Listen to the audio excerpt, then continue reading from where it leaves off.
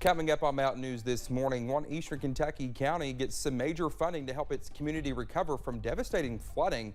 And one Eastern Kentucky county, I'm reading the same thing.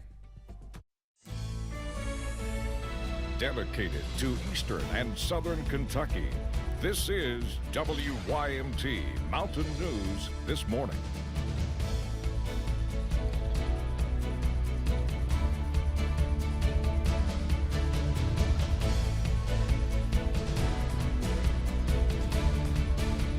Well, good morning. It's certainly a Monday here at WYMT.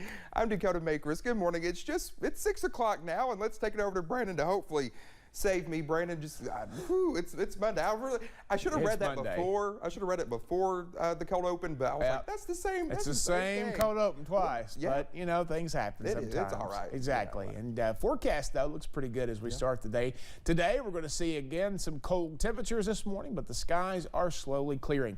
Up on top of Whitesburg Pine Mountain, still some snow up there. A lot of areas this morning still seeing some snow, and some of those secondary roads also in pretty rough shape this morning. You see a lot of school closings and delays on the bottom of your screen there, so check those out. And of course, you can always find those at WYMT.com as well. 18 in Monticello now, 28 on the other end there at Jackson, Prestonsburg, Pikeville, Logan, and Wise. That's our range this morning. 45 the forecast high, 45 the average high, but the record high, and boy, I'm missing this, 78 set back on this day in 2002. Dakota?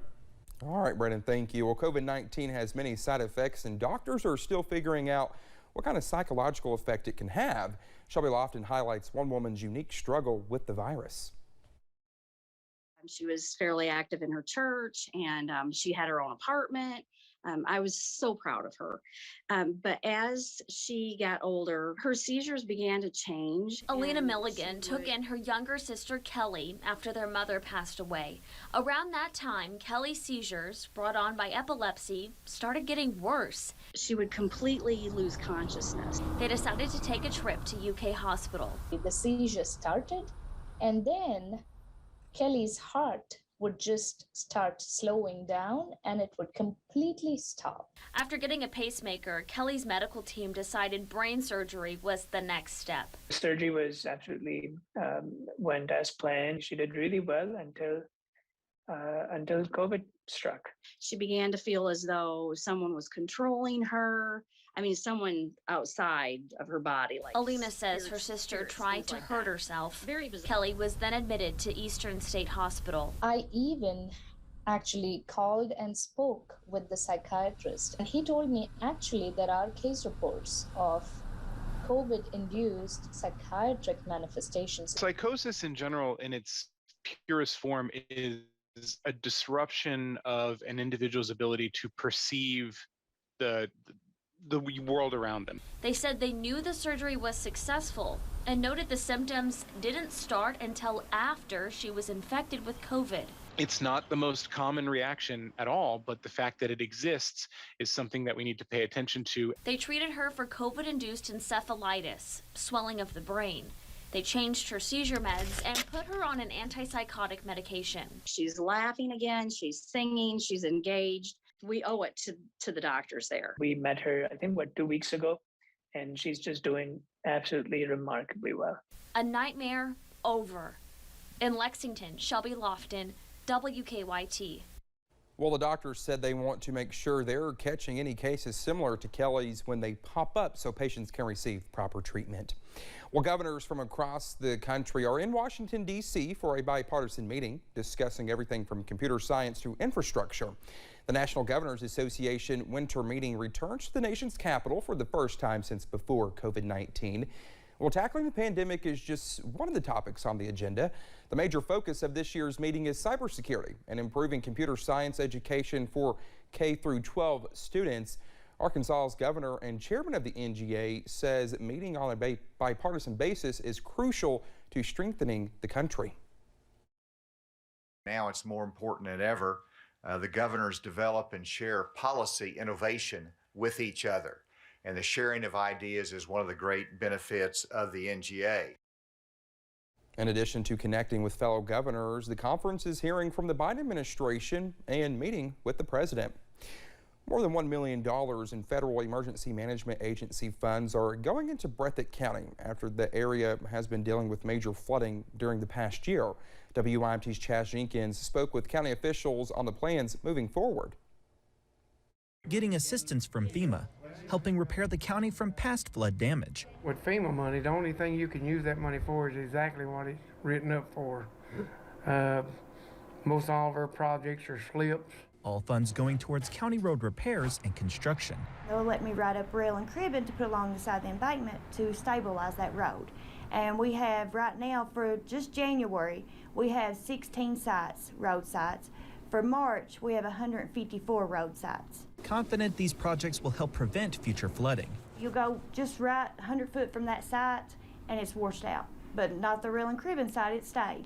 So once we get all the rail and cribbing in place, it does improve the road tremendously. Improvements that county officials deem necessary. Since I've been in office, I've dealt with 3 floods and an ice storm, and then the snow ain't been no fun, and it's just been one thing right after other ever since I've been here. Asking the county to be patient as planning continues. It just takes time, and Breathitt County being the second biggest county geographically, I mean, it's a struggle.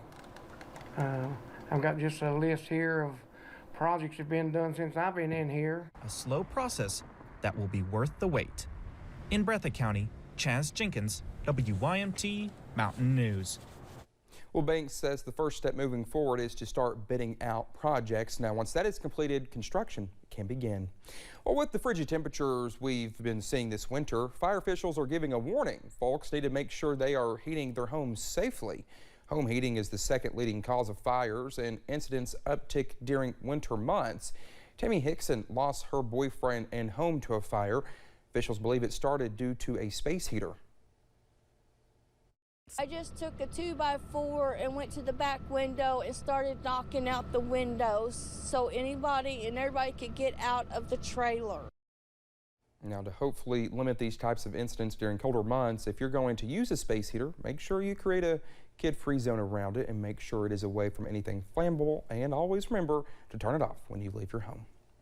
Well, there are many other dangers that show up when temperatures drop and snow starts to fall. Dr. Jeffrey Fox in Lexington says shoveling snow can be dangerous, especially for people at risk if you are older than 45, overweight, and have a history of heart disease. Now, the doctor says you are at risk. He says the cold weather constricts your blood vessels, making your blood pressure go up. He says to pace yourself when you're working in the cold and to call 911 if you experience chest pain and shortness of breath. Well, if you're not washing your car after traveling on salted roads across the area, it can cause long-term damage. For car wash owners, it's the busiest time of the year as salt blankets the roads. They say it's essential to get it off quickly. Forrest Turner, a third-generation owner of Mr. Sparkle Car Wash in Lexington, says it's important to get the salt off within 3 days. You know, salt is just rocks. It's crystal salt, you know, and that gets all over the paint, gets inside up under the undercarriage, and it can really cause a lot of damage to the painted surfaces of the vehicle. You definitely want to get it off your frame and your rims and any of your metal parts. Turner says it's best to wait 1 to 2 days after a storm to wash your car to let any salt still lingering clear off the roads. Well, the snow that slammed our neighbors in the Northeast and Mid-Atlantic during the weekend has moved on, but the cleanup and hazardous conditions remain. CBS's Wendy Gillette is in hard-hit Long Island, New York, with more. The snow has stopped in the Northeast, but the dangerous winter weather has not ended. As long as we can take our cars out, we're good. At least 12 inches of snow fell in 9 states this past weekend. Parts of Massachusetts, Rhode Island, and New York got more than 2 feet. First, I thought it was ridiculous when they were saying that we had 20 inches of snow in Comac. After seeing this driveway, it's quite obviously I was wrong. The worst conditions were seen along the coast.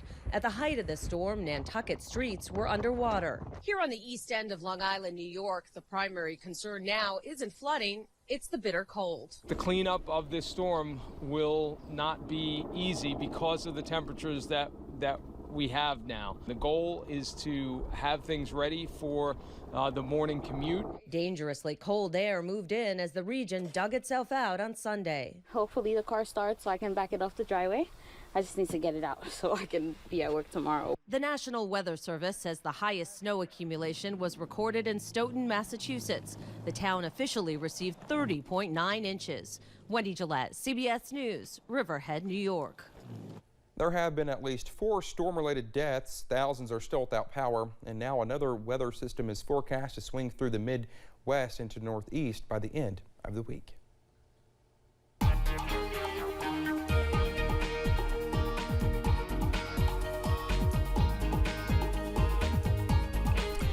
Well, as Dakota alluded to, we're looking for another system to roll through here in the next few days, but not yet. Let's take a look at today first. Chilly temperatures out there this morning, 18 to 28. That is our range this morning across the region. A lot of mid-20s there, low to mid-20s. 45, though, this afternoon, right around average for this time of the year. Clouds giving way to sunshine to wrap up the last day of January. And boy, hard to believe we're at the last day of January. Your headlines, though. The low will make all the difference, especially the track of that low. We'll see a weak disturbance before we get to that, which could bring us some rain chances. But temperatures could flirt between now and Thursday between 60 degrees. So it's going to be a warm start to the new month. Dakota? All right, Brandon, thank you so much. It's 6:10. Coming up next, civilians over in Ukraine take to training in order to prepare for a possible Russian invasion. That's next.